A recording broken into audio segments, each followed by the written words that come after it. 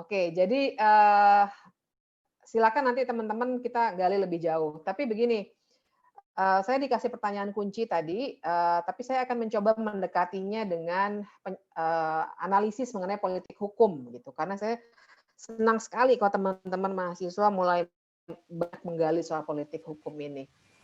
Eee, jadi, saya mulai ya, oke. Pertanyaan ke saya kan, apa sih latar belakang atau pentingnya ada Omnibus Law Cipta Kerja ini? Terus kenapa ada pro dan kontra dan bagaimana peran mahasiswa? Yang akan saya sampaikan ini intinya saya berikan dulu pesan kuncinya supaya nanti bisa dibaca dalam konteks ini. Eee, Marilah kita, saya ingin sekali mendorong ini, membaca RUU Cipta itu dalam konteks politik hukum. Menurut saya kita tidak bisa beradu pasal gitu. Maksud saya tidak bisa beradu pasal ini begini, teman-teman mungkin sudah lihat infografis yang salah satunya disebarkan oleh DPR. Infografisnya itu yang misalnya intinya sih katanya yang beredar itu informasi yang hoax gitu. Misalnya bener nggak ada pesangon? Salah, sebenarnya pesangon ada misalnya gitu ya. Terus jadi infografis yang menyederhanakan sekali dan mengaburkan dan mengecilkan gerakan perlawanan gitu.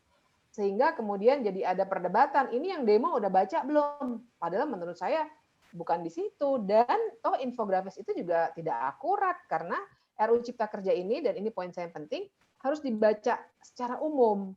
Karena kalau kita beradu pasal seperti itu pun misalnya pesangon memang ada pesangon pasalnya, tapi coba baca lebih detail kan orang hukum tahu the devil is in the detail gitu. Ternyata pesangonnya punya dampak yang pada akhirnya bisa dinikmati oleh buruh adalah pesangon yang demikian kecil. Dan buruh di sini juga bisa kita maknai jangan hanya buruh pekerja berkerah biru gitu istilahnya, tapi kita semua siapapun yang ada bosnya begitu itu sebenarnya akan kena RUU ini gitu. Banyak sekali, saya nggak akan bahas satu persatu karena justru poin saya kita harus ada helikopter view gitu. Nah, pro dan kontra itu ada karena dengan helikopter view tadi dan ini akan saya tawarkan akan terbaca adanya kepentingan oligarki. Nah, oligarki ini apa nanti akan kita bahas.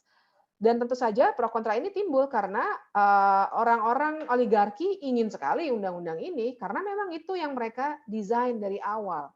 Sementara rakyat sorry ada sedikit typo, rakyat yang dirugikan justru tidak mau. Makanya pro kontranya kuat sekali. Ini pesan kunci saya dalam sekitar 15 menit ini. Nah, jadi dengan itu saya ingin menjelaskan sedikit soal proses dan substansi, politik hukumnya apa, dan siapa sih yang sebenarnya diuntungkan. Dan ini akan membantu kita untuk membaca what's going on gitu. Saya sendiri hari Senin itu cukup terpukul. Saya tahu sama dengan Isnur tentu saja tahu ini akan terjadi gitu ya. Tapi terpukulnya tetap cukup telak hari Senin itu. Dan yang harus dilakukan menurut saya adalah kita analisis gitu ya, trying to make sense. Ini apa sih yang sebenarnya tengah terjadi dan bagaimana kita menyikapinya gitu. Nah, kerangka analisis yang pertama adalah oligarki. Nah, mungkin teman-teman lebih banyak membaca oligarki itu seakan-akan hanya bagian dari poster demonstrasi.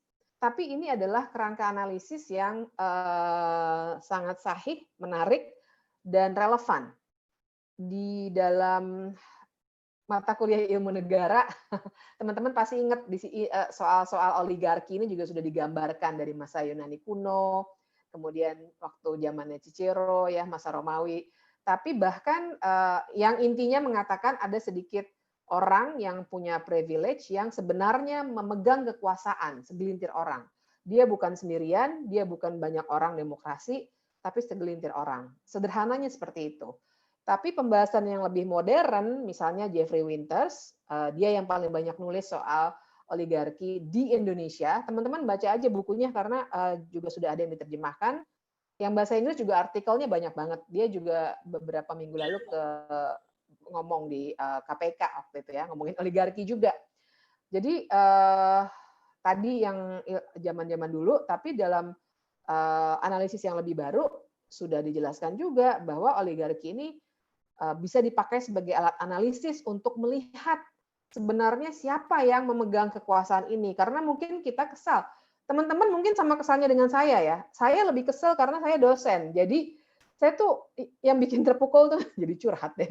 Yang bikin terpukul hari Senin tuh saya yang gila selama ini gue ngajarin apa aja ke mahasiswa. Inilah fungsi DPR. DPR harus begini. Lihat kayak gitu DPR-nya. Jadi saya terpukulnya gara-gara itu ngajarin apa selama ini ternyata in reality kacau semua. Nah, analisis seperti ini membantu saya berdamai dengan kemarahan itu untuk coba melihat ini apaan sih sebenarnya yang tengah terjadi gitu. Salah satunya analisis tentang oligarki. Kerangka analisis 2 yang penting banget juga nih, politik hukum. Kesannya dan banyak sekali referensi akan ditujukan kepada disertasinya Pak Mahfud yang sekarang sudah jadi Menko, dan menurut saya nilai objektivitas akademiknya sudah sangat jauh berbeda ya, karena dia sekarang sudah di wilayah politik. Tapi anyway memang dia disertasinya baik sekali tentang politik hukum. Tapi ada Pak Sacipto Raharjo juga, ada banyak para ahli yang sudah mendiskusikan kerangka politik hukum ini. Dan tanpa perlu secara kaku mereferensikan definisi, intinya sih dalam secara sederhana sebenarnya upaya membaca politik hukum suatu undang-undang itu upaya untuk tahu tujuan sebenarnya undang-undang itu apa gitu. Jadi saya ibaratkan seperti bola yang gol ke gawang gitu. Mungkin gocek sana, gocek sini kita nggak tahu sedikit kalau orangnya belum terlalu jago, tapi sebenarnya at the end of the day ada goal yang mau dituju gitu. Nah, untuk bisa membaca apa goalnya tuh apa sih sebenarnya, intent dari perancang undang-undang itu apa? Menurut saya perlu ada analisis aktor dan situasi. Kalau di disertasinya Prof. Mahfud kan dia bilang soal konfigurasi politik tuh kata kuncinya. Tapi secara sederhana saya coba turunkan ke ada beberapa analisis yang nanti akan saya sampaikan. Intinya sih teman-teman karena banyak orang hukumnya di sini, walaupun nggak semuanya, saya tadi lihat sedikit. Kalau kita hanya berantem di bunyi pasal, kita nggak akan bisa dalam analisisnya menurut saya. Untuk tujuan praktik hukum kita harus analisisnya seperti itu. Praktik hukum itu maksudnya kalau kita jadi in-house lawyer, jadi advokat gitu ya. Nah, tapi ketika melihat kemudian mau berpikir kritis mengenai kebijakan yang dikeluarkan oleh pemerintah, analisis politik hukum ini sangat diperlukan. Nah, secara sederhana saya coba untuk saya sering bikin latihan gitu untuk mahasiswa. Misalnya kita baca deh dasar hukumnya satu apa. Tapi juga yang penting adalah aktornya sebenarnya siapa sih? Siapa yang diuntungkan? Siapa yang dirugikan? Inisiatornya siapa? Kepentingannya apa? Nah, terus baca juga konteks nasionalnya. Baca juga konteks luar negeri. Saya akan panjang di sini, tapi ini alat-alat konkretnya bahwa politik hukum juga bukan cuma jargon gitu. Sama dengan oligarki, politik hukum juga bukan jargon tapi alat analisis sebenarnya yang bisa dipakai untuk melihat RUU Cipta Kerja ini. Nah, problem fundamentalnya tadi pertanyaannya urgensinya apa sih dan kenapa ada pro kontra? Saya berangkat dari metode omnibus dulu. Metode omnibus ini silakan teman-teman gali, banyak banget Prof. Jimli sudah menulis, Prof. Maria Farida sudah menulis, jadi saya tidak akan panjang di sini soal apakah dia Indonesia bisa diterapkan di Indonesia atau tidak dan lain sebagainya. Buat saya itu analisis yang berikutnya diperlukan dalam konteks keilmuan. Tapi secara praktik, kalau kita bicara gerakan yang sekarang sudah semakin menguat dengan baik, adalah metode omnibus ini memang tidak sederhana dan cenderung membingungkan dan menyembunyikan hal-hal penting. Gitu. Apalagi sebesar RUU Cipta Kerja ini. RUU Cipta Kerja ini yang sudah beredar dan by the way katanya yang beredar itu pun belum final 905 halaman ya dan 76 RUU yang 76 undang-undang lain yang sebenarnya diubah gitu karena metode omnibus kan gitu kalau teman-teman baca dalamnya tuh undang-undang pemerintahan daerah misalnya diubah menjadi pasal segini jadi ini pasal segini dihapus gitu Mas Isnur tadi dan saya dan teman-teman aja yang sudah cukup lama berkutat di bidang hukum, kalau mau baca undang-undang ini, seperti tadi Mas Isnur tampilkan tuh bagus Mas Isnur udah tampilkan, jadi saya bisa menguatkan saja. Kita harus bikin matriks itu dulu untuk ngerti. Kenapa? Karena kalau lihat undang-undang ketenagakerjaan, oh undang-undang yang lama bilangnya apa? Cek dulu. Ya kan? Kayak kemarin tuh wartawan ada yang nanya soal PKWT. Soal pesangon sih tadinya dia nanya, terus PKWT segala macam. Saya bilang bacanya harus bolak-balik emang Mas. Saya bilang gitu. Nah, jadi bayangkan dengan orang-orang yang tidak belajar hukum, banyak banget yang disembunyikan. Jadi potensi bahwa penyusun dan pembahas luput melihat dampak atau implikasi juga semakin besar. Yang tidak metode omnibus saja, kita suka luput melihat dampak, makanya keluar tuh alat-alat analisis kayak apa namanya regulatory impact analysis ya RIA gitu kan, terus cost and benefit analysis, kan alat-alat untuk membantu melihat dampak suatu peraturan. Nah ini omnibus jauh lebih susah lagi, apalagi omnibusnya sebesar ini. Nah karena omnibus cenderung menyembunyikan apa sebenarnya isinya, Undang-Undang Cipta Kerja misalnya, judulnya Cipta Kerja, tapi isinya ada 11 klaster lain, mulai dari kemudahan berusaha sampai administrasi pemerintahan dan lain sebagainya, gitu loh. Jadi ada yang disembunyikan. Orang berpikirnya, oh Cipta Kerja, ya udah cek Undang-Undang Ketenagakerjaan. Salah. Nah, karena itu sama di negara-negara lain, di Amerika, di Kanada, Inggris, Selandia Baru, Jerman ada studinya, teman-teman bisa cari dari IOG yang melakukan baru dirilis. Mereka membandingkan comparative law gitu ya. Nggak happy politisi sebenarnya kalau di sana ya dengan metode omnibus bill ini karena dianggap tidak demokratis karena menyembunyikan. Jadi judulnya A padahal isinya A sampai Z gitu. Nah, jadi begini ya, saya akan skip saja ini hanya untuk menunjukkan. Ini saya cuma capture dari draft awal, makanya masih 1028 halaman. Jadi pasalnya sekarang 185 ya kalau saya nggak salah ya. Tapi halamannya 905 halaman dan banyak banget pasal terdampak dan seterusnya. Naskah akademik tadi Mas Isnu sudah menyampaikan. Nah, sedikit di bagian ini, karena tadi Mas Isnur juga sudah menyampaikan, proses penyusunan, iya. Tapi begini juga nih, narasinya, karena tadi saya juga diminta bicara pro dan kontra. Pihak yang pro bilang, loh kurang partisipatif apa? Pembahasan kita ngundang buruh kok, ngundang guru-guru besar, dan lain sebagainya. Pembahasan, jangan lupa teman-teman pasti udah pada ngambil ilmu perundang-undangan, bahwa yang namanya proses legislasi, proses pembentukan peraturan perundang-undangan itu adalah perencanaan, penyusunan, pembahasan. Kita terbuka baru di sini. Padahal pasal 96 Undang-Undang 12 bilangnya pembentukan peraturan perundang-undangan. Berarti dari awal dong harus dibuka. Itu. Jadi narasi itu keliru. Dulu diumpetin, bulan Februari baru dibuka. Sekarang klaimnya adalah partisipatif, padahal tokenisme kalau menurut saya bohongan partisipasinya gitu. Nah, catatan tambahan saya di sini adalah bahwa mereka ini sebenarnya yang juga menyedihkan yang tadi saya curhat sedikit. Saya sebagai pengajar HTN tuh terpukul apa yang saya ajarin beda banget karena dan kenapa keluar tagar-tagar soal DPR itu kita nih ditipu sama DPR. Ditipunya apa? Satu, mereka janji tuh sama orang yang aksi kalau masa reses nggak akan bahas. Ada videonya kan beredar juga, mungkin teman-teman udah lihat.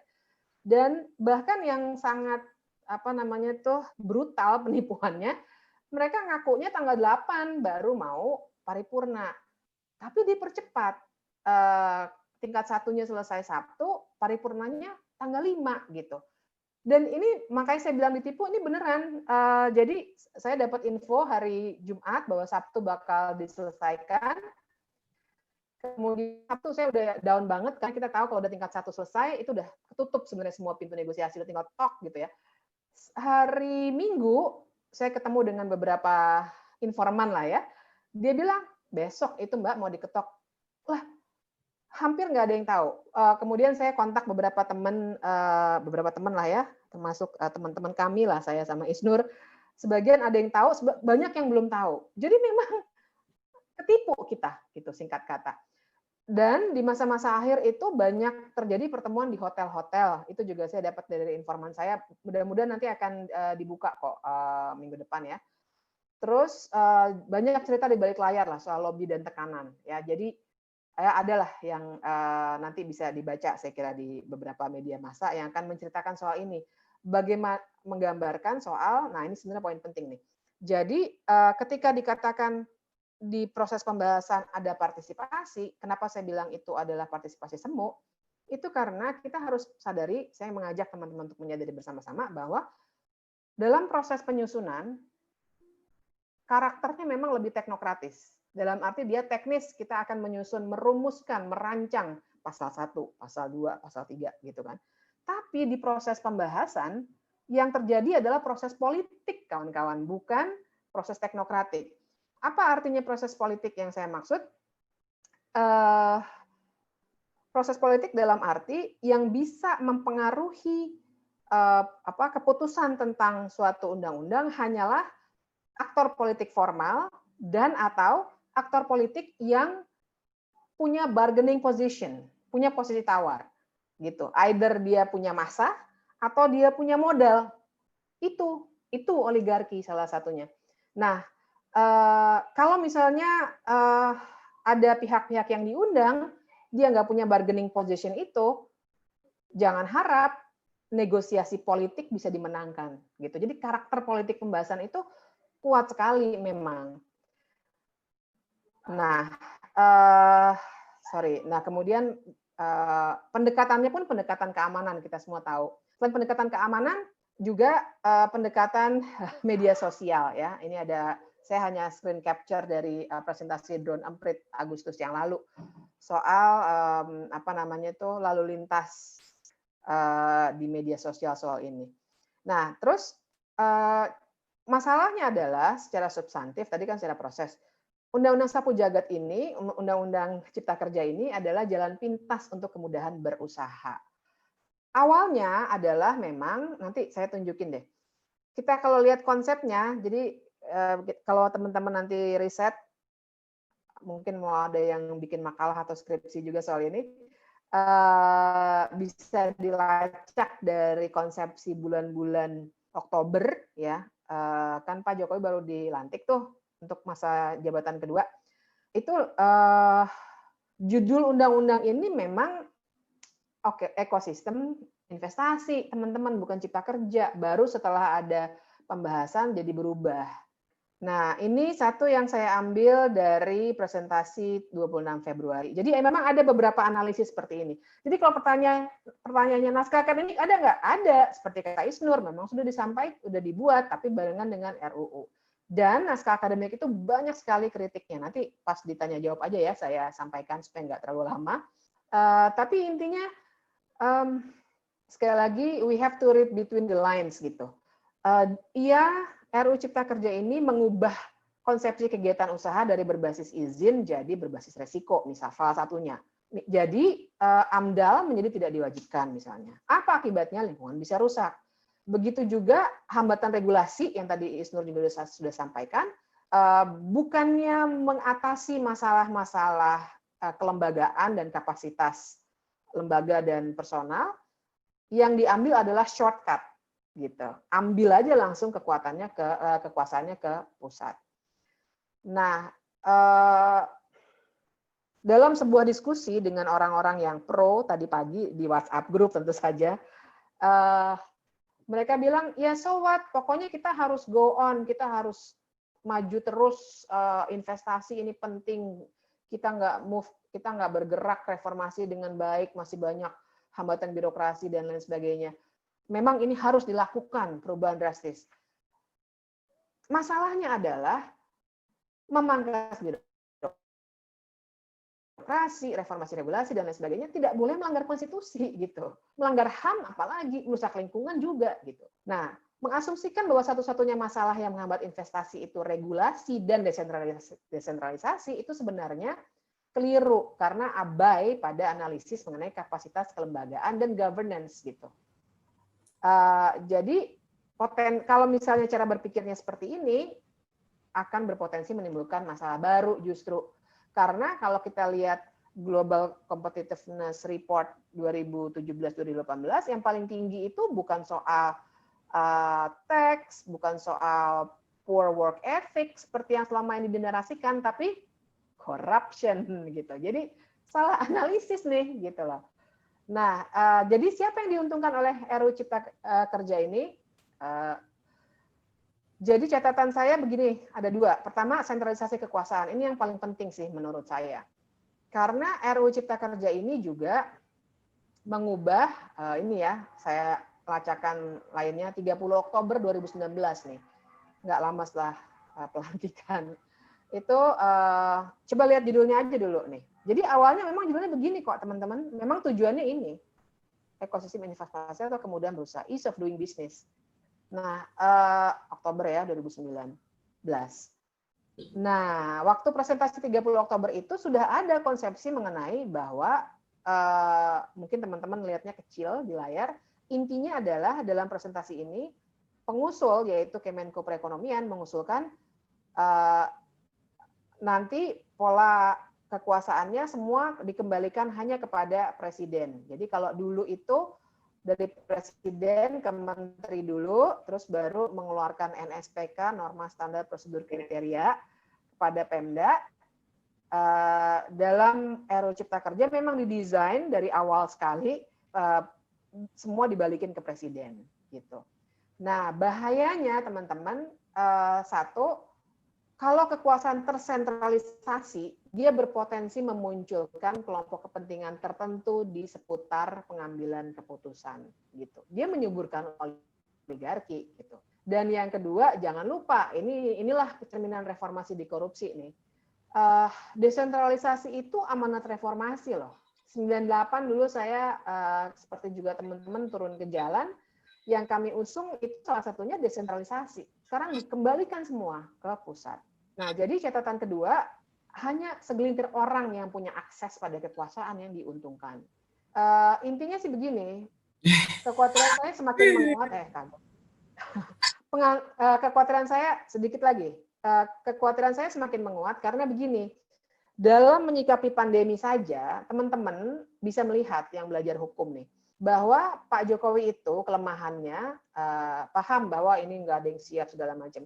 Kelemahannya dalam hal ketatanegaraan adalah dia membuat banyak tim ad hoc, padahal ada portfolio yang namanya Kementerian Kesehatan. Dia percaya hanya pada segelintir orang yang dia jadikan pimpinan tim-tim ad hoc bentukan yang sebenarnya lagi-lagi ada udah kementeriannya. Nggak dipakai kementeriannya, dia bikin tim Satgas, pemulihan ekonomi, masuk di situ Erick Thohir, segala macam gitu loh. Nah, dengan pola seperti ini yang sekarang terlihat, yang saya khawatirkan adalah semua wewenang ditarik ke pusat, kemudian dengan pola pemerintahan governance yang seperti itu, malah hanya akan ada menteri-menteri dominan yang sebenarnya menguasai pemerintahan gitu. Jadi kalau misalnya kita sering bilang, wah pasca 98 nih dulu perampoknya ngumpul di sekitar Soeharto doang, sekarang ada di semua daerah tuh ada raja-raja kecil. Bayangkan bahwa sekarang raja-raja kecil ini mau ditarik lagi jadi lingkaran istimewa di pusat pemerintahan. Gitu.